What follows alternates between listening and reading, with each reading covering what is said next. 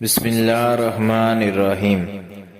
حضرت یونس علیہ السلام جب قوم سے ناراض ہو کر چلے گئے تو سمندر کے کنارے پہنچے اور ایک کشتی میں سوار ہو گئے۔ کشتی کچھ دیر کے سفر کے بعد ہچکولے کھانا شروع ہو گئی۔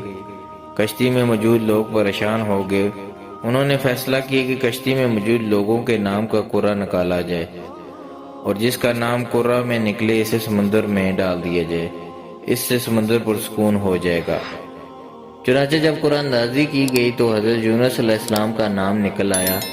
لوگ آپ علیہ السلام کی عادت کی وجہ سے متذبذب ہوئے اور دوبارہ قرآن اندازی کی گئی۔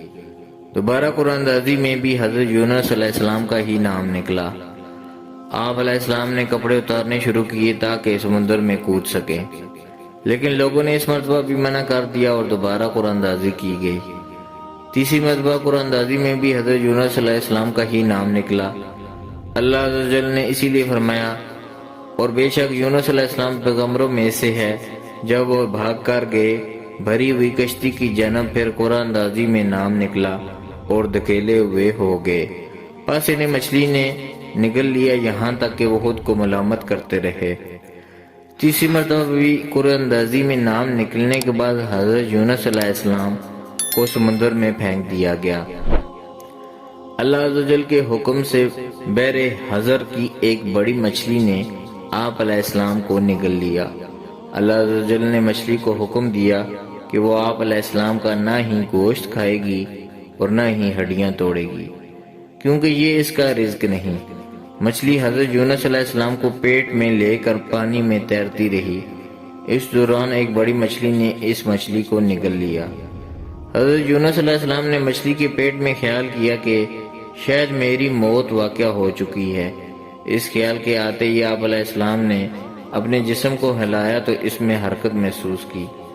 آپ علیہ السلام سمجھ گئے کہ ابھی زندہ ہیں، چنانچہ اسی وقت سر سجدے میں جھکا دیا اور عرض کی، الہی میں نے ایسی جگہ تجھے سجدہ کیا جہاں اس سے قبل کسی نے نہ کیا ہوگا۔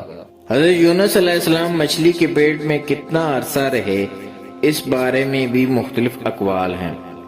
مجاہد رحمۃ اللہ علیہ کا قول ہے کہ مچھلی نے حضرت یونس علیہ السلام کو چاشت کے وقت نگلا اور شام کے وقت باہر نکال دیا۔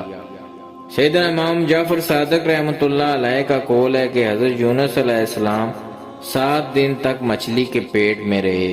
اسی طرح سعید بن ابو الحسن رحمۃ اللہ علیہ کا قول ہے کہ حضرت یونس علیہ السلام 40 دن مچھلی کے پیٹ میں رہے۔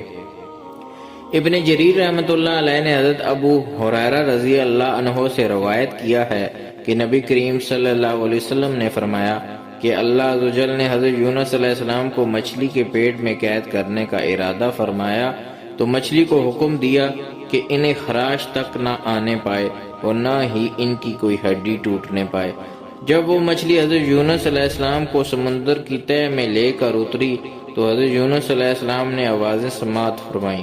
انہوں نے خیال کیا کہ یہ کیسی آوازیں ہیں۔ اللہ عز و جل نے ان کی جانب وحی فرمائی کہ سمندری مخلوق تسبیح میں مشغول ہے۔ حضرت یونس علیہ السلام نے اللہ عز و جل کی پاکی بیان فرمائی اور فرشتوں نے اللہ عز و جل سے عرض کی کہ الہی ہم کمزور سی آواز عجیب جگہ سے سنتے ہیں۔ اللہ عز و جل نے فرمایا کہ یہ یونس علیہ السلام کی آواز ہے جو میری حکم عدولی کی وجہ سے مچھلی کے پیٹ میں ہے۔ فرشتوں نے عرض کی کہ الہی وہ نیک بندے ہیں اور دن رات نیک اعمال تیری جانب بھیجتے ہیں۔ اللہ عز و جل نے فرمایا ہاں۔ پھر فرشتوں کی سفارش پر اللہ عز و جل نے مچھلی کو حکم دیا اور مچھلی نے حضرت یونس علیہ السلام کو ساحل سمندر پر الٹ دیا۔ مچھلی نے جس وقت حضرت یونس علیہ السلام کو ساحل سمندر پر الٹا، اس وقت اللہ عز و جل کے فرمان کے مطابق وہ بیمار تھے۔ حضرت انس بن مالک رضی اللہ عنہ سے مروی ہے کہ نبی کریم صلی اللہ علیہ وسلم نے فرمایا کہ حضرت یونس علیہ السلام نے مچھلی کے پیٹ میں اللہ عز و جل کی بارگاہ میں یوں دعا کی، اللہ الہ الا انت سبحانک انی کنت من الظالمین، کوئی معبود نہیں تیرے سوا، پاکی ہے تیرے لیے، بے شک مجھ سے خطا ہوئی۔ ابن ابی حاتم رحمۃ اللہ علیہ نے حضرت ابو ہریرہ رضی اللہ عنہ سے روایت کیا ہے کہ نبی کریم صلی اللہ علیہ وسلم نے فرمایا کہ مچھلی نے حضرت یونس علیہ السلام کو کھلے میدان میں الٹ دیا۔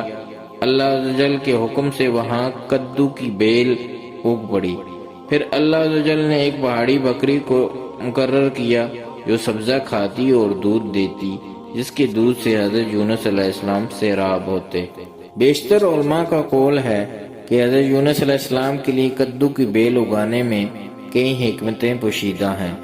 اول یہ کہ اس کے پتے نرم اور زیادہ ہوتے ہیں اور یہ سایہ دار ہوتا ہے۔ دوم یہ کہ مکھی اور مچھر اس کے نزدیک نہیں آتے۔ سوم اس کا پھل اول سے آخر تک کھایا جا سکتا ہے۔ چارم اسے کچا یا پھر پکا کر بھی کھایا جا سکتا ہے۔ پنجم اسے چھلکے اور بیج سمیت بھی کھایا جا سکتا ہے۔ ششم یہ کہ انسانی صحت کے لیے فائدہ مند ہے۔ ہفتم یہ کہ اس سے دماغ اور دیگر اعضائے رئیسہ کو تقویت ملتی ہے۔ اس سے قبل حضرت ابو ہریرہ رضی اللہ عنہ کی روایت بیان کی گئی کہ ایک پہاڑی بکری کو حضرت یونس علیہ السلام کے لیے وقف کر دیا گیا تھا، جو صبح و شام آپ علیہ السلام کو دودھ پلایا کرتی تھی۔ یہ بکری صبح و شام جنگل میں چرتی تھی۔ یہ اللہ عز و جل کی جانب سے آپ علیہ السلام کے لیے انعام تھا۔ اسی لیے اللہ عز و جل نے فرمایا کہ ہم نے انہیں نجات عطا کی اور مومنوں کے لیے ایسی ہی نجات ہے۔ یعنی اللہ عز و جل مسلمان کو جو اللہ عز و جل کی جانب رجوع کرتے ہیں، اللہ عز و جل ان کے ساتھ حسن سلوک سے پیش آتا ہے۔ حضرت سعد بن ابی وقاص رضی اللہ عنہ سے مروی ہے کہ نبی کریم صلی اللہ علیہ وسلم نے فرمایا کہ اللہ عز و جل کو اس نام سے پکارا جائے جس نام سے حضرت یونس علیہ السلام نے پکارا تھا، تو اللہ عز و جل دعا کو ضرور قبول فرمائے گا۔ حضرت سعد بن ابی وقاص رضی اللہ عنہ کہتے ہیں کہ میں نے عرض کی، یا رسول اللہ صلی اللہ علیہ وسلم، کیا یہ دعا حضرت یونس علیہ السلام کے لیے مخصوص تھی؟ نبی کریم صلی اللہ علیہ وسلم نے فرمایا کہ یہ دعا حضرت یونس علیہ السلام کے لیے خاص اور مسلمانوں کے لیے عام ہے۔ کیا تم نے فرمان الہی نہیں سنا؟ تو اس نے پکارا، اندھیرے میں کوئی معبود نہیں تیرے سوا، پاکی ہے تیرے لیے، بے شک مجھ سے خطا ہوئی۔ چنانچہ جو شخص بھی حضرت یونس علیہ السلام کی طرح دعا کرتا ہے تو اللہ عز و جل اسے ضرور قبول فرماتا ہے۔ ناظرین، ویڈیو اچھی لگے تو لائک اور شیئر کر دیں، اور نئے آنے والے معزز ناظرین چینل کو سبسکرائب کر کے بیل کے آئیکن کو دبا دیں تاکہ ہر نئی آنے والی ویڈیو کا نوٹیفیکیشن آپ تک پہنچ سکے۔ شکریہ۔